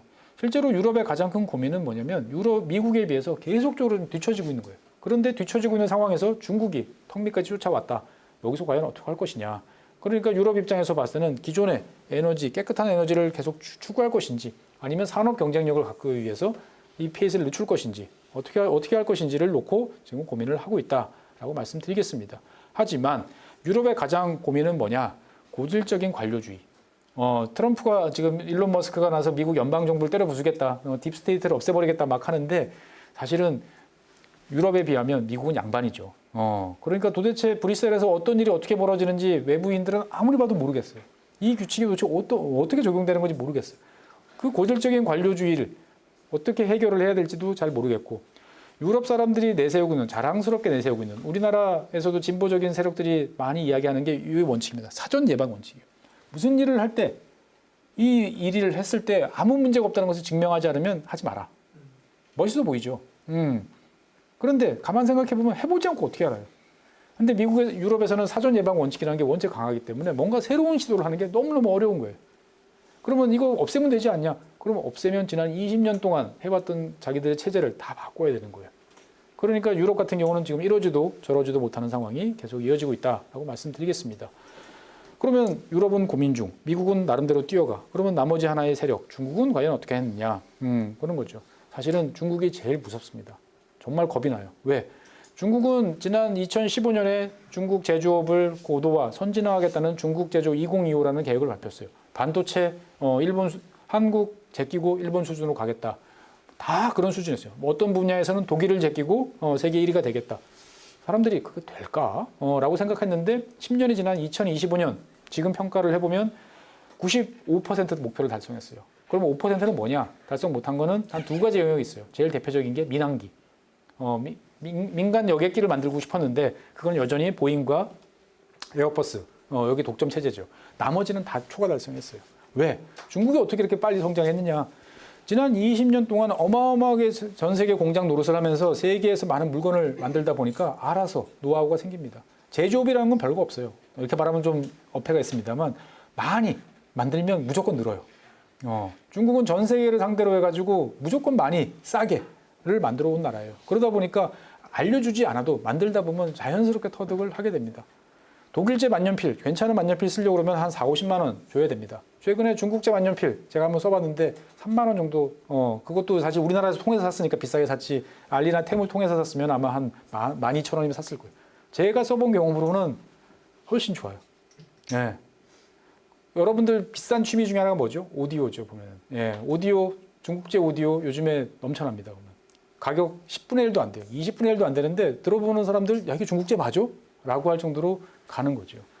자, 중국 같은 경우는 이런 과정에서 엄청난 에너지를 확보해야 된다는 그러한 강박을 많이 받게 됩니다. 그런데 중국 같은 경우에 보면 천연가스는 한 40%, 석유는 한 25% 정도는 자급자족합니다. 하지만 나머지 너무 많은 에너지를 해외에서 들여오다 보니까 이거를 어떻게 들여와야 되지? 고민을 합니다. 그래서 중동 전 세계 에너지를 막 갖고 왔는데 갖고 오다 보니까 야, 이게 다 미국 해군이 장악하고 있는 바다를 통해서 와야 돼. 우리 중국 내에서 뭐 할 수 있는 방법 없을까? 라고 고민을 하는데 그때 등장한 게 미국이, 유럽이 하던 재생에너지, 이거 우리도 하면 되지 않을까요? 라고 한 거죠. 그래서 그것들을 꾸준하게 20년 동안 밀어붙이니까 중국이 지금 전 세계에서 재생에너지의 1등 국가가 된 거죠. 그러니까 중국은 재생에너지를 통해서 산업적으로 돈도 벌고 그 다음에 안보도 동시에 달성하는, 어떻게 보면 두 마리 토끼를 잡는데 성공한 국가가 됐습니다. 그러면서 무시무시한 국가로 변해간 거죠. 하지만 중국도 고민은 많아요. 뭐냐? 중국은 어마어마하게 태양광 패널을 싸게 만들잖아요. 그래서 전기를 만들어내는 건 문제가 아닌데 그것을 국민들한테 싸게 보급할 수 있는 전력망을 만드는 것은 여전히 중국도 어려워한다라는 점을 기억하실 필요가 있어요. 그러니까 태양광 패널을 싸게 만드는 게 문제가 아니고 이것을 내가 필요한 전기를 만드는 쓸 수 있도록 하는 송전망을 만드는 데 있어서는 중국도 지금 여러 가지로 어려움을 겪고 있다라는 점을 기억을 하시면 좋습니다. 그러다 보니까 중국은 여러 가지로 고민을 하다가 결론을 내립니다. 뭐냐? 자, 저 멀리 서부 지역, 그 사막이나 건조한 지역이 많은 그 서부 지역에서 만든 전기를 이 동부 지역으로 오기 위해서 송전망을 무수히 건설했는데 이제 힘들어. 그러면 언제까지 이 짓을 해야 되나라고 하다가 최근 들어서 방침을 바꿉니다. 자, 그 지역에서 그냥 그 재생에너지를 가지고 물을 분해해서 수소를 만들어. 그러면 그 수소를 가지고 파이프라인을 깔아서 대도시로 공급해. 그러면 그걸 가지고 직접 태우든지 아니면 수소 그 연료 전지에다 집어넣어 가지고 전기와 물을 만들면 될 거 아니야. 라고 하는 일을 시작을 합니다. 그래서 실제로 보면 지금 신장 위구르 지역이라든지 내몽골 지역에서 지금 활발하게 작업이 시작되고 있거나 진행 중이에요. 그러다 보니까 어떤 일이 벌어졌느냐. 물을 분해해서 수소를 만든다. 이걸 전해 설비라고 그러는데 여기에 대해서 자연스럽게 기술을 습득을 하게 되는 거죠. 전 세계 용량의 물을 분해해서 수소를 만들 수 있는 용량의 2023년 기준으로 50% 써놨는데 작년 데이터를 보니까 한 75%까지 늘어났어요. 그러니까 이런 것을 가지고 산업적으로 뭔가 발전을 시키는 나라가 유일하게 지금 중국밖에 안 남은 그런 상황이라는 거죠. 그래서 여기서 보시면 아시겠지만 2027년 이제 2년 남았어요. 2년 후면은 중국 수도인 베이징까지 이제 440km짜리 그 파이프라인을 통해 가지고 수소가 이제 들어옵니다. 그래서 베이징을 정말 화석 연료 없는 동네로 만들겠다라고까지 하는 거죠. 전 세계 어디도 안 해본 실험을 지금 하고 있는 거예요. 이게 성공하면 전 세계 사람들은 다 중국제 전해조, 중국제 파이프라인, 중국식 모델을 다 도입하는 게 깨끗하고 많은 에너지를 쓸 수 있다라고 생각을 할 수밖에 없는 거죠. 중국 정부는 보통 이런 식으로 일을 해요. 중앙 정부는 깃발을 듭니다. 자, 우리 뭐 할 거야? 라고 이야기하는 거죠. 그래서 중국 정부가 중앙 정부가 2022년에 코로나19 와중에 수소 산업 발전 계획이라는 걸 발표를 해요. 그래서 녹색 수소, 재생에너지로 물을 분해해서 만든 녹색 수소를 연 한 10에서 20만 톤 정도 생산할 거야라고 발표를 합니다. 이 목표가 딱 등장을 하니까 지방 정부들이 너도요, 나도 다 듭니다. 그래가지고 전체 중국의 24개 지방 정부가 수소 관련 계획을 세워요. 그래서 일본의 니케이가 조사를 해보니까 이거 다 합하면은 한 200만 톤 정도 되는 거예요. 중앙 정부는 깃발 들면 지방 정부가 나서서 한 10배쯤 합니다. 옛날에 북경 올림픽 할 때 중국 정부가 뭐라고 했냐면은 전기차 1000대 보급하겠다. 주요 도시에 이야기를 했어요. 지방 정부들이 저도요 하니까 순식간에 10만 대. 이런 식이에요. 물론 그 와중에 엄청나게 많은 돈들이 이상한 데로 쓰이고 돈 띄어먹는 사람도 생기고 실패하는 경우도 생겨요. 하지만 어쨌든 그 돈을 퍼부으면 많은 문제가 해결됩니다. 그러다 보니까 지금도 어떻게 보면 다른 나라는 이걸 해야 되나 말아야 되나 하는데 중국은 이만큼 지금 뛰어나가고 있다라는 점에 대해서는 중국이 정말 무섭다라는 말을 드릴 수밖에 없습니다. 그러다 보니까 우리 입장에서 봤을 때는 이제 진짜 고민해야 돼요. 보통 이런 강의에 제가 2년 전에 오면 그런 이야기를 했어요. 자, 중국은 못하고 한국이 할 수 있는 건 뭐 있죠? 그러면 메모리 반도체 정도밖에 없습니다. 라고 했는데 이제는 그것도 없어요. 메모리 반도체도 지금 턱 밑까지 지금 쫓아오고 있어요. 우리가 봤을 때는 저 방식으로 만들면 도저히 돈을 못 벌 텐데 싶은데 중국 친구들은 그런 거 생각 안 합니다. 일단 만들어. 그리고 많이 만들어. 그러면 시간이 지나면 새로운 방법이 나올 거야. 라고 그래가지고 쫓아오고 있는 거죠. 그러니까 전체적으로 산업 전반의 경쟁력이 압도적으로 지금 성장을 하고 있다라는 말씀 드리고 싶고요. 그러면서 태양광 패널 풍력 이미 세계 최고입니다. 태양광 패널 중국제 아닌 거 거의 찾아볼 수가 없어요. 유일하게 우리나라 하나큐셀이 미국이라는 방파제 뒤에서 지금 만들고 있습니다만 트럼프 때문에 그것도 아마 쉽지 않은 상황이 됐고 풍력 이거는 원래 유럽 거다 생각했는데 지금 다 망했어요. 다 망해가고 있어요. 오로지 중국밖에 지금 안 남은 상황이고 ESS 그다음에 그 직류 송전, 그린 수소 다 지금 중국이 장악하고 있다는 거죠. 그러면서도 중국은 뭘 하느냐? 미국과의 경쟁을 위해서는 더 많은 에너지가 필요하다라는 점에 이견이 없어요. 그러니까 중국은 태양광 어마어마하게 성장을 했다. 그러니까 야 중국은 이제 석탄 안 쓰고 다 태양광 쓰느냐? 천만의 말씀이에요. 석탄은 더 빨리 늘어나요. 더 많은 천연가스 도입하고 있어요. 그러니까 내가 쓸 수 있는 모든 에너지를 총동원하고 그것들을 가지고 효과적으로 에너지를 움직이기 위한 뭐 그린 수소, 송전망 어마어마하게 투자를 합니다. 이걸 과연 누가 따라갈 수 있겠느냐라는 두려움이 막 솟고 있는 거죠. 그나마 우리에게 다행스러운 건 뭐냐? 이게 미국의 경쟁에 따라서 미국의 압력에 따라 가지고 많이 추세가 둔화되고 늦어지고 있다는 거예요. 안 그랬으면 우리는 벌써 지금 중국한테 뒤처져 있을지도 모르는 이제 그러한 상황이 어떻게 보면 중국으로서는 뼈아픈 상황의 변화다라고 말씀드릴 수 있겠습니다. 이렇게 보면 중국이라는 나라가 정말 세상의 모든 걸 다 할 수 있을 그런 나라인 것 같은데 묘하게도 지금 중국은 되게 양면적 모습을 보여요. 이런 기술적인 산업적인 경쟁력에서 보면 아, 이제 우리 졌어 라는 생각이 많이 드는데 막상 중국 현지에 가서 이렇게 보면 경기가 매우 안 좋아요. 중국 사람들이 돈을 안 씁니다. 다 미래에 대해서 불안해해요. 그러니까 이게 뭐냐? 어떻게 보면 1994년 정도에 일본이랑 비슷합니다. 당시에 일본은 버블이 붕괴됐어요. 버블이 붕괴되고 나니까 경기는 안 좋아요. 하지만 전 세계 모든 사람들이 일본의 산업 생산력, 일본 첨단 기술력 여기에 대해서는 의심의 여지가 없었어요. 그런데 결국 일본이 어떻게 됐죠? 30년 동안 이런 구조로 왔다라는 거죠.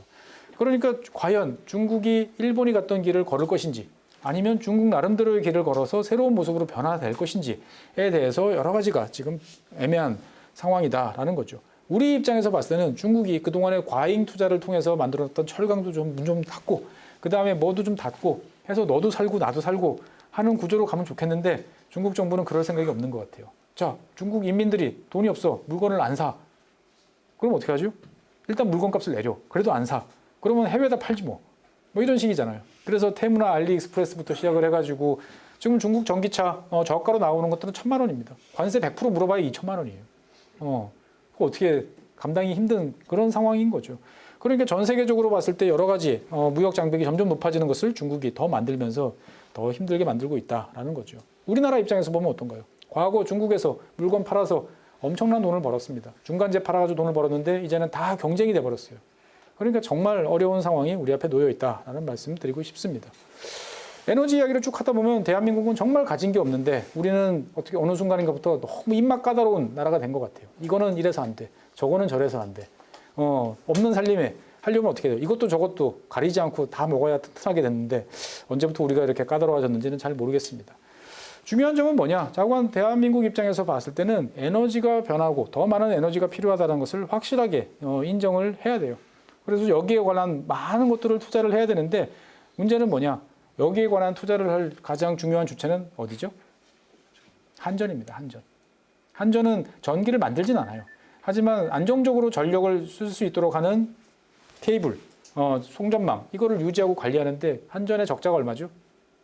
200조입니다. 200조예요. 그러니까 뭘 새롭게 뭘 하라고 할 수가 없는 거예요.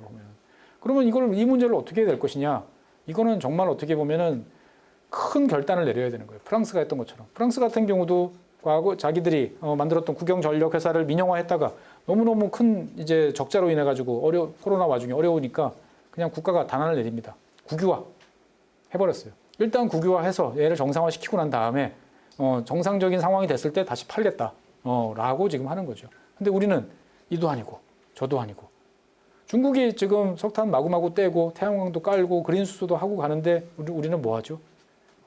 석탄은 이제 치워야 되나? 원자력 해야 되나 말아야 되나? 여러 가지로 고민을 계속하고 있는 거죠. 찬밥 더운 밥 가릴 상황이 아닌데 우리는 지금 찬밥 더운 밥 가려가면서 입맛에 맞는 밥만 먹겠다라고 하니까 걱정이 많아진다라고 볼 수밖에 없습니다.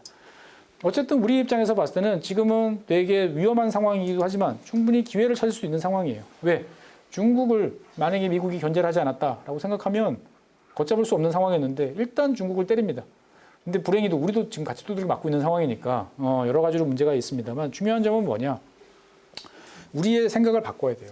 우리는 그동안에 전 세계적으로 봤을 때 생산 비용이 낮은 나라를 잘 찾아다녔어요. 그래서 일본으로 갔다가 중국으로 갔다가 베트남으로 갔다가 그 다음에 동유럽으로 갔다가 하면서 생산 비용을 낮추고 그 지역에서 물건을 만들어서 다른 지역에 물건을 파는 장사를 정말 잘해왔습니다. 이게 가능하려고 그러면 대기업이 대규모 투자를 빠르게 해야 돼요. 조단위 투자를 1년 만에 결정하고 1년 만에 완성하고 하는 속도전을 해야 되는데 대한민국 정말 잘해왔죠. 그러다가 최근에는 중국이 우리보다 한 10배쯤 더 큰 사이즈로 합니다.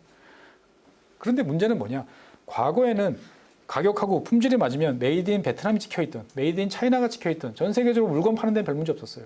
근데 지금은 그게 안 되는 세상이 됐어요. 그러면 우리는 과연 어떻게 해야 되느냐? 여러 가지로 고민을 많이 해봐야 된다는 거죠. 그다 동네에 가서 물건을 만들어야 돼요. 미국에 물건 만들려고 그러면 미국에 물건 팔려고 그러면 미국에 가서 만들고 유럽에 물건 팔려고 그러면 유럽에 가서 물건을 만들어야 되는 이런 상황이 됩니다. 애써 만들어 놓은 우리가 전 세계 수요를 감당할 만한 큰 플랜트들을 쪼개가지고 오른팔 띄어서 미국에 보내고 왼팔 띄어서 유럽에 보내고 오른다리 띄어가지고 인도에 보내는 이런 일이 점점 벌어지고 있어요. 문제는 뭐냐? 이렇게 되면 돈을 버나요? 못 벌어요. 왜? 규모의 경제가 달성이 안 되기 때문에. 투자는 투자대로 많이 하는데 수익은 안 나. 그럼 그거 왜? 안 그러면 죽기 때문에. 대기업들은 지금 죽기 아니면 까무러치기예요. 보면. 어차피 이대로 가면 죽는다. 그러니까 뭐라도 해보자라고 지금 안간힘을 쓰고 있는 그러한 상황인 거죠. 국민들 입장에서 봤을 때는 일자리가 다 빠져나가는 것 같은데 맞아요. 급속도로 지금 빠져나가는데 기업들 입장에서 봤을 때는 10년 후에 대한민국에 사람이 있을까? 공장에 와서 일할 수 있는 사람이 있을까? 없을 것 같아. 그렇다고 그래가지고 우리가 로봇이나 AI를 세계적으로 좀 잘하는 거냐? 그것도 아닌 것 같아. 살아남아야 되니까 지금 해외로 점점 나가고 있는 거죠. 에너지 가격이라도 싸면 좋겠는데 그동안은 대한민국이 쌌어요. 근데 지금은 싸지 않은 나라가 됐어요. 그러니까 점점 밖으로 나간다라고 하는 어떻게 보면 되게 위험천만한 그러한 상황을 보고 있습니다만 어쨌든 그 속에서 우리는 새로운 기회를 잡아야 되는 거죠. 대한민국은 선진국입니다. 그런데 그 선진국이 되는 경로를 잘 보면 누가 멋있게 계획을 세우고 그것을 칼같이 달성을 해서 우아하고 멋있게 앞으로 나가는 경우는 별로 없었어요. 다 안 죽으려고 발버둥을 치고 어떻게든 넘어지지 않으려고 노력했고 넘어지면 재빠르게 일어나려고 노력을 했습니다. 어떻게 보면 폼이 좀 안 났죠. 그래서 선진국이 됐어요. 그래서 이제 선진국이니까 앞자리에 앉으세요라고 그러면 대한민국은 여전히 불편합니다. 저희가 제일 편한 자리는 어디죠? 기둥 뒷자리, 문 앞자리, 눈에 잘 안 띄는 자리 라고 생각을 합니다만 여기까지 온 거죠. 결국 우리한테는 이러한 상황을 대한민국 피크인가? 이게 아니고 이 속에서 어떻게든 기회를 잡아야겠다라고 생각을 해야 된다는 거죠. 사실 2025년 좋은 이야기를 드리기는 상당히 어려운 그런 상황입니다만 나름대로 또 생각을 해보면 안 좋다 계속 이야기를 하다 보면 우리는 또 여기서 뭔가를 해보려고 노력할 거다라고 생각을 하고 2025년 12월 달에 아마 이 자리에서 어느 분이 서게 되시면 그래도 올해 생각보다 우리가 잘 넘어갔고 2026년 잘 해봅시다 라는 이야기를 할 수도 있지 않을까 생각이 듭니다. 네, 제가 준비한 사안은 여기까지입니다. 감사합니다.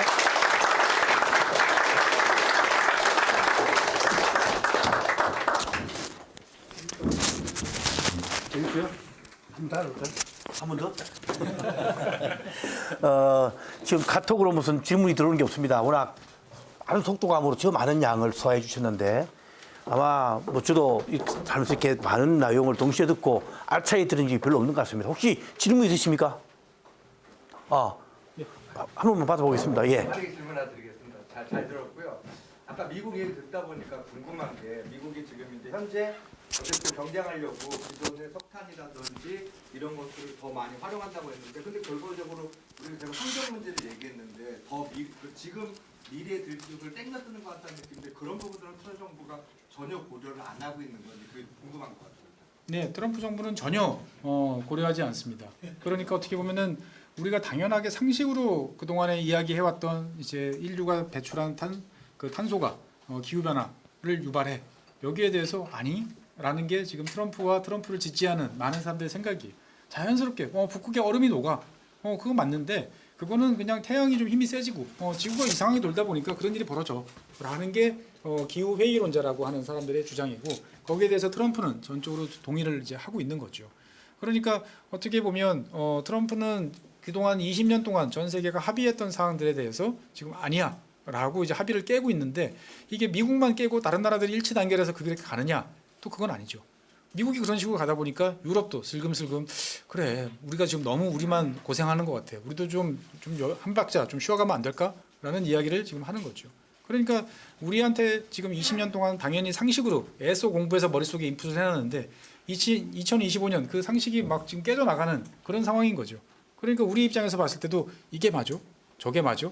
지금 되게 헷갈릴 수밖에 없는 상황이고 실제로 미국이 앞으로 한 3, 4년 사이에 유의미한 좋은 의미의 만약에 어떤 성공을 거뒀다. 그러면은 그게 굳어지겠죠. 그런데 만약에 미국이 여러 가지로 때려 부수는 성공을 했으나 새로운 뭔가를 만들어내지 못하고 더 혼란에 빠진다라고 그러면 우리는 뭘 해야 되지? 라고 더 고민이 깊어지는 그런 상황이 우리 앞에 있을 것 같습니다. 혹시 또 계신가요? 한 분 더. 우리가 멘토님 하셨고 이제 우리 GYBM 그냥 마이크 따라 없습니다. 좀 큰 소리로 말씀 주세요. 저는 GYBM 1기 베트남 1기 심규라고 합니다.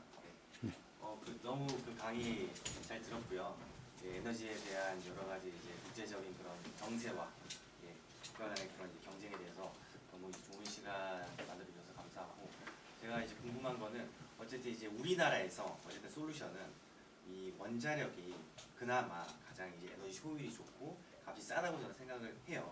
그렇기 때문에 이 원자력을 어쨌든 좀 더 많이 이렇게 발전소를 건립을 하고 또 이제 그런 기술들을 또 해외에 더 수출해야지 우리나라 살아남을 수 있다. 이 현재는 이렇게 약간 좀 생각이 드는데 이 부분에 대해서 앞으로 이제 우리나라의 이제 그 전력 공급에 대한 전략에 대해서 강의해 주신 박사님께 한번 여쭤본다. 예. 의견을 좀 여쭤보겠습니다. 네, 알겠습니다. 사실 원자력 같은 경우는 대한민국에서 어떻게 보면 가장 좋은 에너지원이다라고 많은 분들이 생각을 해주시는데 문제는 뭐냐면은 원자력 발전소를 지을 곳이 없어요. 원자력 발전소는 지질 구조가 탄탄해야 됩니다. 지진이 혹시라도 발생했을 때 문제가 생기면 안 되잖아요. 그런데 대한민국 지금 다 40년 동안, 50년 동안 뒤져가지고 나온 땅에 거의 다 썼어요.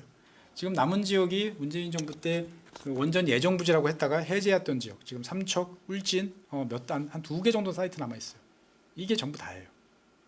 그러니까 지금 우리가 지을 수 있는 땅에다가 원자력 발전소를 다 짓고 옛날 원자력 발전소 작은 거를 부숴서 거기다가 새로 또 더 큰 원자력 발전소를 짓고 이 방식을 다 동원하면 아마 미래에도 가도 지금처럼 전체 전력의 한 2~3% 정도를 원자력으로 공급하는 게 우리의 맥시멈입니다. 불행하지만 이게 현실이에요. 그러니까 어떻든 우리 입장에서 봤을 때는 이러한 구조를 인정하고 원자력이 모든 걸 해결해 줄 거야. 그거 아니거든요. 우리 입장에서 봤을 때는. 그럼 나머지하고 어떻게 호흡을 맞출 것이냐. 흔히 말해서 섞어야 돼요. 에너지 믹스를 어떻게 만들 것이냐라는 고민을 해야 되는데 중요한 점은 에너지 정책은 중장기적으로 가야 되기 때문에 일관성이 있어야 돼요. 오래 지금 결정해서 전기를 만들 때까지는 원자력 발전소는 10년 이상 걸립니다. 화력 발전소도 7~8년 이상 걸려요. 그런데 우리는 지금 5년마다 계속 리셋 버튼을 누르다 보니까 이러지도 저러지도 못하는 이제 그런 상황이 오고 있다라는 점이 가장 큰 문제점이다라고 말씀드리겠고요. 세계로 뻗어나가면 좋죠. 세계로 뻗어나가면 좋은데 너무 경쟁자들도 만만치 않습니다. 우리나라의 원자력 수출에 있어서 가장 큰 경쟁자 1번은 누굴까요? 첫 번째는 러시아입니다. 러시아 로사톰은 은행도 가지고 있고요. 우리로 따지면 중공업 그 회사도 가지고 있고 다 가지고 있어요. 그래서 러시아 로사톰하고 경쟁하기가 매우 어렵고 두 번째는 누구죠? 미국입니다. 미국은 우리하고 직접적으로 경쟁을 한다기보다는 우리 발목을 계속 잡죠. 왜? 거기가 특허를 가지고 있다라고 스스로 주장을 하면서 우리 발목을 잡는 거죠. 그러니까 우리 입장에서 봤을 때는 발목에 있는 미국을 쳐낼 수도 없고 그렇다고 같이 끌고 가자니 귀찮은 집만 더 생기는 것 같으니까 여러 가지로 지금 고민이 많은 그런 상황이다 정도로 말씀드리겠습니다. 예. 한 개만 더 묻어드리겠습니다. 태국에서 질문이 왔습니다. 네. 있는 대로 질문 읽어드리겠습니다. 사실은 이 에너지 문제 쪽이 아니라 좀 포괄적인 주제입니다만은 최근 미국이 관세를 멕시코와 캐나다에 부과하면서 오히려 동남아 국가들이 수혜를 보고 있는데 이 경우 한국 기업들이 운영 전략이 있는지 물어볼 말이 아닌데 사실은 한국이 일본 등과 같은 나라들에 비해 아세안의 투자가 적은데 적절한 조언이 있을까요? 제가 보기에는 지금 이제 그 두들겨 맞고는 일단 1차로 두들겨 맞은 나라가 어디죠? 멕시코, 캐나다, 중국 이 세 나라가 대미 무역 흑자 1, 2, 3위 국가입니다. 그다음이 어디죠? 그다음에 베트남이에요. 한국은 한 8등 정도 됩니다. 우리는 대만, 일본, 우리나라 이렇게 비슷해요.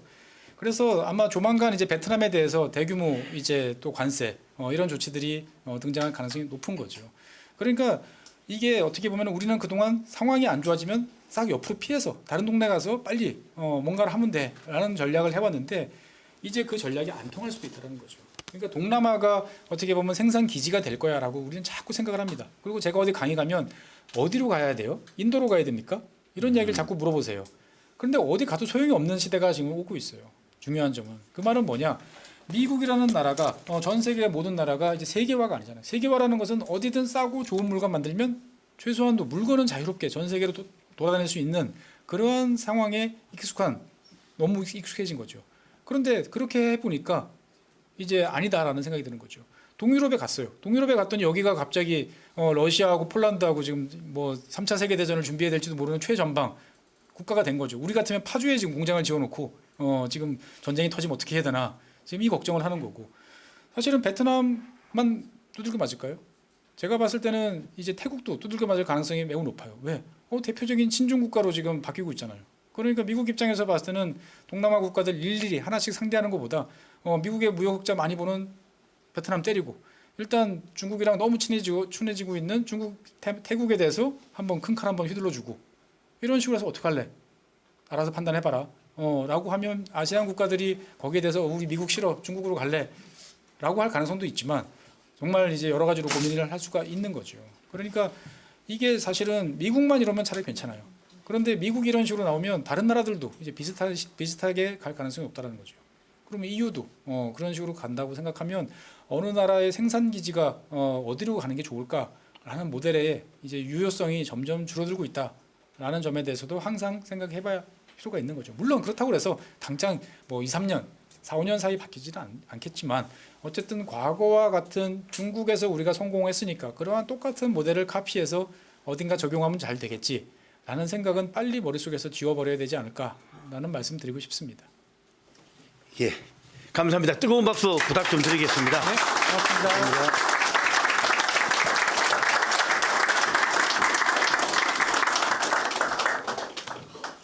여러분 느끼시죠? 오늘 해보시니까 굉장히 앞으로 공부 많이 해야 될 것 같고요. 참 특히 이제 동남아 최전방에 나가서 지금보다 훨씬 더 심각하게 우리가 공부해야 될 필요가 있다는 거 새삼스럽게 여러분들 해주시기 바라고, 오늘 저 박사님께서는 유튜브에 가시면 굉장히 다양한 주제를 다루십니다. 그리고 글로벌 이슈도 많이 다루고 최근에는 미얀마도 다루셨던데 여러분한테 굉장히 유익할 거로 생각됩니다. 보시고 또 이후라도 질문할 게 있으면 저를 통하든지 해서 질문 던지고 또 필요하면 한 번 더 청해서 듣는 그런 방식으로 여러분한테 유익한 시간 만들도록 하겠습니다. 오늘 이제 마감을 하면서 지난번 같이 말씀드린 개인 여기에서 소개를 한다든가 이런 시간을 좀 줄이겠습니다. 근데 이게 좀 시간이 숙성이 되면은 언젠가는 이제 여러분들이 그 개인적으로 특히 GYBM들 내가 스타트업 하고 있는 어떤 생각들 이런 것들 정리가 좀 되면은 여기서 또 발표하고 하는 그런 시간을 좀 가지도록 그렇게 구상을 해 나가겠습니다. 3회 포럼입니다. 다음 3월 21일인데 본래는 3월 14일 날 돼야 되는 날짜 좀 바꿉니다. 이번에는 이게 좀 안내드립니다만은 우리 대우그룹 창립 59주년하고 58주년하고 맞물립니다. 그래서 날짜 좀 조정을 하는데 좀 주식 조금 그 날짜 같은 생일 행사하는 날 하려고 그러면서 조금 약간 인문학적으로 한번 방향을 틀어봤습니다. 그래서 이분께서 저 인문학 쪽 굉장히 그 많은 강의를 하시는 분인데 세계 경영과 노마디즘 거 아시죠? 유목민족에 대한 이야기입니다. 그리고 떠나야 만날 수 있는 그런 환대라는 아주 좀 제목이 섹시하다 그럴까요? 이런 거 가지고 강의가 진행될 듯합니다. 그렇게 이해하시고 그 다음 달에 4월 11일에는 지금 저 조선일보 포함해서 온 데서 굉장히 뜨겁게 떠오르고 있는 분입니다. 좀 나이도 젊으시고 신한은행 프리미어 패스파인더 단장이라고 그러시면서 특히 금융에 관련되는 것들을 광범위하게 다루고 있습니다. 그래서 2025년 글로벌 금융시장 이슈 전체를 총괄할 수 있도록 이야기를 해놓고 있는 중입니다. 그거는 예정대로 다시 이 장소에 옵니다. 그래서 환율과 금리의 변곡점, 관세와 무역 환율, 자산 이동과 그 변동성에 관한 이야기를 다룰 수 있도록 해나가겠다는 계획입니다. 안내드리겠습니다. 3월 달은 지금 본래 2주차 금요일 저녁이기 때문에 포럼은 3월 14일 금요일 저녁입니다. 아시는 대로. 그런데 제가 해마다 한 번씩 하는 대우 정신을 이어가는 그 유일한 날짜가 있다면 3월 20일 생일입니다. 이게 지금 3월 22일인데 불가피하게 토요일이다 보니까 하루 땡기니까 3월 21일 저녁으로 지금 날짜가 정해집니다. 그런데 이건 주로 대우인의 우리 원로들께서 만드시는 행사입니다만은 절반 정도는 또 젊은 사람들이 들어와서 요게 이제 바톤 타치가 돼가는 구조의 모양을 만들어야 됩니다. 그러면 지금 사실 여기는 GYBM들한테 이틀을 양번 걸쳐서 오후에 시간을 좀 내달라 해서 부담스럽다라는 판단이 있어서 여러분 의견을 듣고 좀 통합을 좀 했습니다. 대신 밑에 나온 대로 3월 20일 금요일 날 58주년 겸 경영세계 경영 컬럼을 하는데 3시 반에 컬럼을 뭔가 포럼을 좀 할 수 있도록 그렇게 준비를 했습니다. 그래서 굉장히 여러분들 이거 올리면 좀 마음의 결심을 좀 해주셔야 될 그런 상황입니다. 그래서 그날 와서 한 3시쯤 모여서 이야기 나누다가 포럼을 서초동의 장소를 정했습니다. 나중에 안내드리겠습니다. 1시간 동안 강의를 들으시고 좀 이동 시간이 필요합니다. 지하철 타고 좀 움직이기 때문에 이동하고 58주년 행사를 이제 우리 선배님들 다 모시고 이때가 여러분들 키워주시는데 수많은 노력을 해주신 분들입니다. 그분들께 또 인사드리는 게 도리지 않겠냐 생각을 합니다. 양재동에서 하고 바로 이어서 밥까지 또 선배님께서 해주시는 거니까 만찬하고 와인까지 같이 해서 여러분들 시간을 마감하고 또 된다면 그 뒤풀이까지 금요일 지니까 해드리도록 저희들이 준비를 하겠습니다. 불가피하게 3월 달에 이렇게 행사 좀 조정을 했다는 거 이해하시고 오늘부터 좀 결심하셔서 3월이니까 이때는 꼭 좀 오히려 좀 더 많이 와서 200명 규모인데 100명 정도가 대우인의 원로분들이 하시고 나머지 100명은 우리 여기 대우 운영위원들 혹은 또 이 멘토님들 그다음에 GIBM 여러분들이 꽉 차서 이제 우리가 세대 교체가 되는구나 하는 느낌을 줄 수 있는 좋은 시간이 되었으면 좋겠다고 제가 말씀을 드릴 수 있을 것 같습니다. 이렇게 좀 감안해 주시고요. 한 가지 좀 말씀드리겠습니다. 이게 진행하면서 굉장히 다양한 이슈들이 있을 거라고 생각을 했습니다. 그런데 우리의 색깔을 살려서 글로벌 이슈하고 산업에 대한 이슈, 그다음에 인문학 크게 세 가지로 간다고 말씀을 드리면서 사업화를 말씀을 드렸는데 지금 여러분한테 자꾸 내가 설문조사를 하다 보니까 한 60건이 접수가 됐습니다. 오늘 같이 이런 일반 주제가 있는가 하면은 스타트업 사례를 좀 이야기해 주세요라고 참 많이 나옵니다. 그리고 실무 수준의 이야기도 좀 해달라고 무슨 우리 강의장에서 대학 강의장에 들어야 될 이야기를 해달라고 그러시는데 좀 가닥을 잡겠습니다. 지금 우리가 요 강의는 첫째 멘토님들도 같이 있었습니다. 그리고 또 필요에 따라서는 동남아 현장에 있는 우리 연수생들이 취직한 회사에서 경영진하고 같이 들어야 됩니다. 그런데 그 자리에서 창업을 이야기하고 여러분들 자리를 박차고 나오세요 하면 골치 아픈 이야기입니다. 사실은 실제로 지금 우리 여러분들 지금 앞으로 15기, 6기 넘으면서 여러분들을 좀 심한 회사에다 매칭을 시켜 보내주기에 자꾸 한계가 부닥칩니다. 일찍 관두니까. 이제 GYBM 싫어라는 소리가 나올 정도는 굉장히 부끄러운 이야기입니다. 그래서 한 3년 정도는 최소한 참고 가야지 하는 마음을 가져줘야 되는데 여기서 이 포럼 한다고 해서 자꾸 불을 지르면은 어떡하란 말이냐는 문제가 나옵니다. 그래서 이 문제들은 제가 밑에 해놓은 대로 이제 이렇게 만들어지니까 우리 플랫폼을 이용해서 전혀 다른 프로그램을 제가 알려드리겠습니다. 별도로 만들어서 여러분 집에서 토요일, 일요일이나 공부할 수 있도록 제가 프로그램 지금 기획 중에 있으니까 그렇게 하겠다는 생각을 하시고 특히 스타트업 관련되는 거, 창업에 관련된 실무 이런 것들은 여러분한테 처음에 좀 해주겠다 약속했는데 좀 은밀히 조용히 가는 그런 구조로 해서 진행하도록 하겠다는 거 말씀을 드리면서 오늘 전체 일정을 마도록 하겠습니다. 오늘 이제부터 식사를 하실 건데 지난번 같이 식사 준비를 했습니다. 오늘 식사는 저 우리 뒤에 앉아 계신 한영철 멘토님께서 제공을 하십니다.